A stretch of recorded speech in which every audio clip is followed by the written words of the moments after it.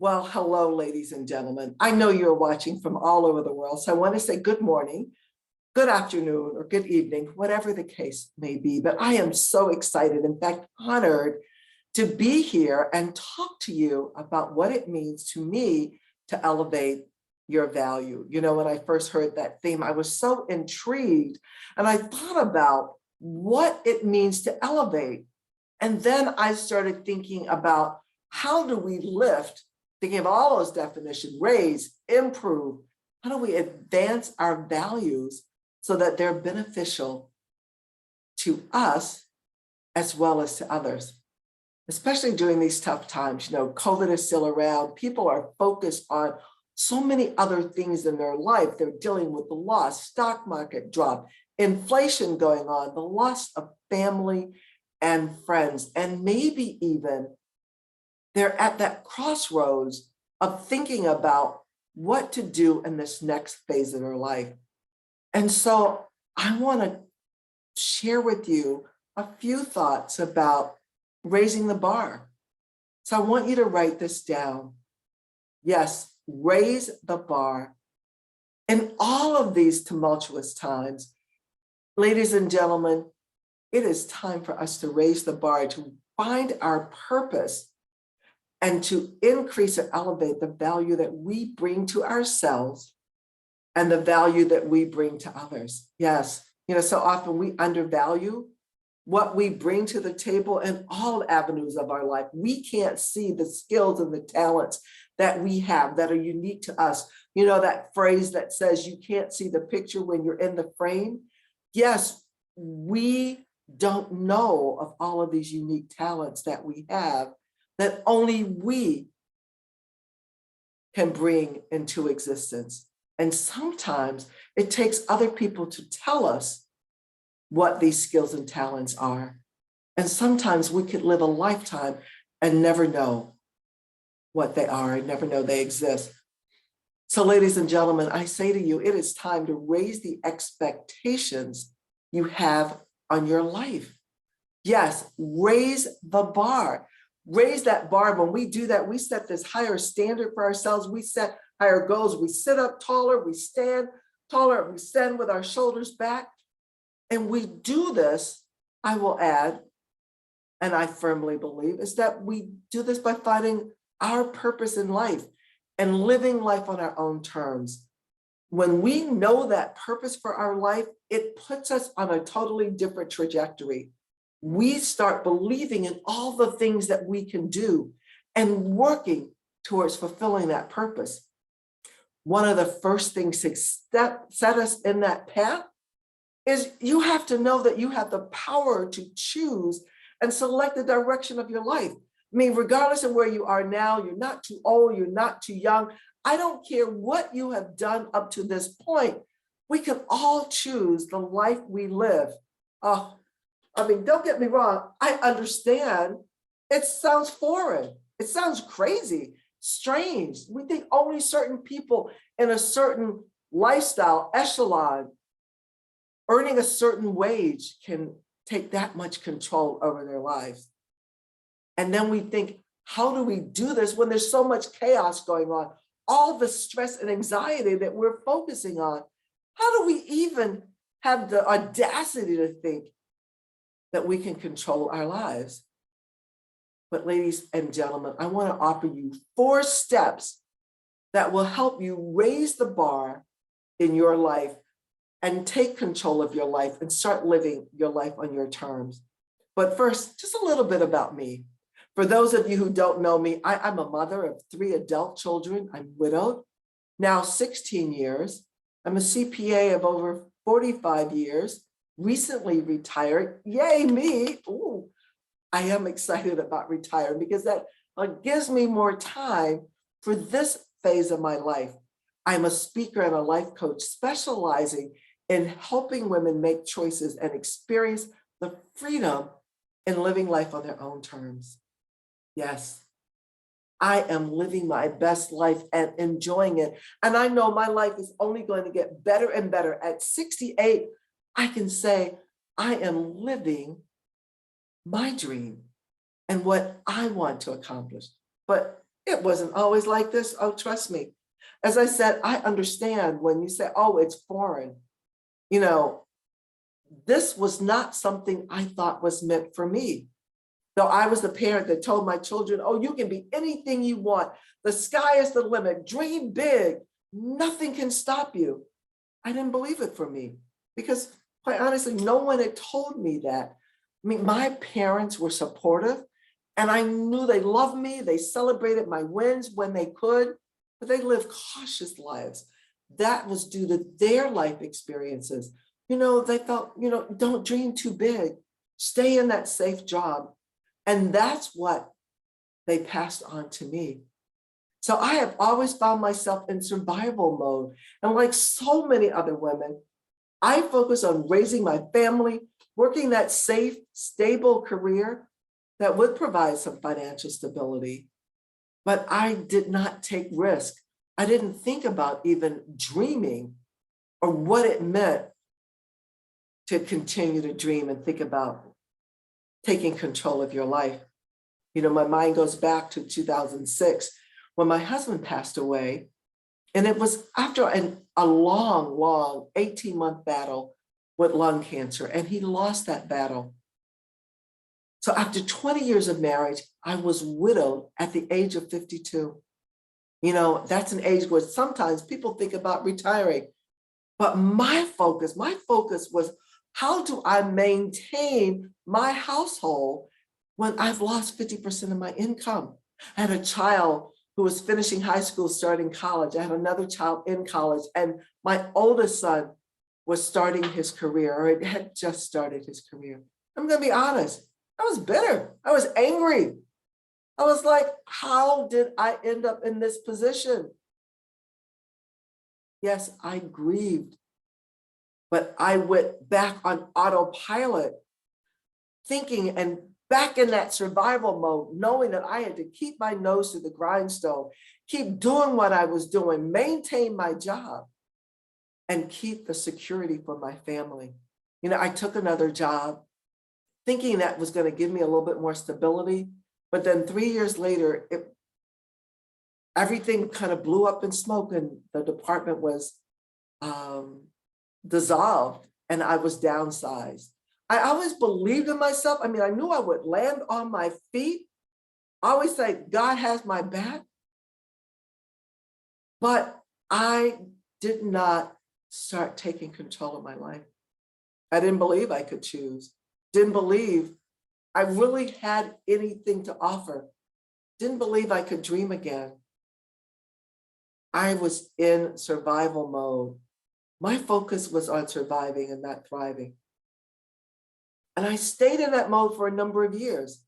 But 2020 was my coming out year. I started focusing on me and my dreams. And I finally stepped out of my comfort zone, took some risk. I started thinking about what it meant to thrive, to live on my own terms. And this happened quite by happenstance. I was home listening to a Facebook Live when I typically don't. And I heard Les Brown, of course, say, are you living a life you love? Are you doing what you were meant to do? And all I could think about was this resounding no that was echoing in my head, saying, no, of course not. I don't even know what that means. But I started thinking about what it would mean to thrive, to live, to take control of my own life. You know, Les Brown says quite often that people die in their 40s, 50s, and 60s, but they don't get buried until they're 70 or 80 years old because they stop living. They are existing, but they're not living. They don't even think about their dreams. They aren't focused on their goals. You know, according to the Wealth Research Group, 98% of people die without fulfilling their dreams. I was astounded by the number. That means only 2%. And I know I wasn't in the 2%, that only 2% of the people fulfill their dreams before their time. So I won't know if I was in good company, but I was in large company. How many of you fit in that category? How many of you are not living your dreams? How many of you have stopped dreaming? I know my mother-in-law, she kept dreaming for a while. She thought she was going to travel. She kept saying, oh, when I retire, my husband and I, Johnny and I, we're going to travel the world. But she kept working. She said, oh, maybe next year. She retired at the age of 70. And by the time she retired, my father-in-law had Alzheimer's and she became his caregiver. And that dashed those dreams of traveling the world with him. Now, she still could have traveled the world, but she stopped dreaming. She went back to work, worked at a daycare center, continued to teach children to read, left a fantastic legacy. But she did not fulfill her dreams. When she died at the age of 94, she had lived for 8 years as an Alzheimer's patient and had never, ever stepped foot on a plane. How many of you does that resonate with? How many of you are not living your dreams? You keep saying someday, someday, but I'm here to tell you someday is not on the calendar. So ladies and gentlemen, I want you to write this down. I'm going to give you 4 steps on how to raise the bar in your life, how to elevate your value and start living life on your own terms. I want you to know that we are only limited by our ability to imagine this better life. If you can imagine it, you can achieve it. So first, give yourself permission. Give yourself permission to dream again, to put yourself first, to practice some self-care, and some self-love, to do what you love, to invest in yourself. You know, you've given to everyone throughout your life, and now it's your time to give to yourself. You know, life doesn't stop at 40, 50, 60, 70, and it's time to take control of your life. And that means taking control of your finances, your health, your career, maybe even your relationships, carving out some people that are not adding value to your life. Think about all the things that you can do, and we limit ourselves just based on the things that we think we can do. I want you to focus on what you want to be and how you want to live. And I want you to hold that mental image. You have to know that everything in this world is created twice. It's created in someone's imagination and then again in reality. So create the life you want to live in your mind and then bring that into reality. You know, Earl Nightingale says that we become who we think we are, and I will add however great or small. So think on your wildest dreams. So again, give yourself permission to assess where you are and start where you are. Assess your skills. Think about the results in your life that you don't like and what you would do to change them and have the results that you like. Think about where you want to go, how you want to live. You don't have to worry about how you're going to do it, how you're going to get there, because I believe the universe will unveil that plan. You know that phrase, what you are seeking is seeking you? Yes, I believe that if you listen to your intuition, if you start pursuing your dreams, you have to know that whatever you are called to do is calling you for a reason. And third, I want you to create an action plan. I want you to think about all the things that you want to do and think about that next step from getting there. It doesn't have to be a detailed plan. Again, it's not the how per se, but who do you know that's doing what you love to do? What books can you read? What programs can you enroll in? What training do you need? I want you to just throw out the window these deep-seated, these paradigms that have limited us up to this point. Those beliefs that we have that we can only do so much, just throw them out the window. And lastly, I want you to take immediate action. Now is not the time to procrastinate. Find a group of people heading in the same direction as you. Those people will hold you accountable. Those people will help you build your goals. We have limited ourselves and what we achieve based on what we think we can do. But I want you to focus on where you're going, what you want to do, what you love. And when you do that, you will see your results accelerate. You know, when you focus on where you're heading and not where you've been, that's when you're going to see those positive results in your life. So yes, take immediate action. By all means, bust a move. Stop procrastinating. So think about those 4 steps. I want you to give yourself permission to dream again. I want you to assess and start where you are. Then I want you to create this action plan and then bust a move by taking immediate action. But when we start doing that, when we start raising the bar in our lives, when we start elevating our value, I want you to think about, who else are you lifting? Who else are you lifting as you climb? That we need to encourage others. We need to help them raise the bar in their life.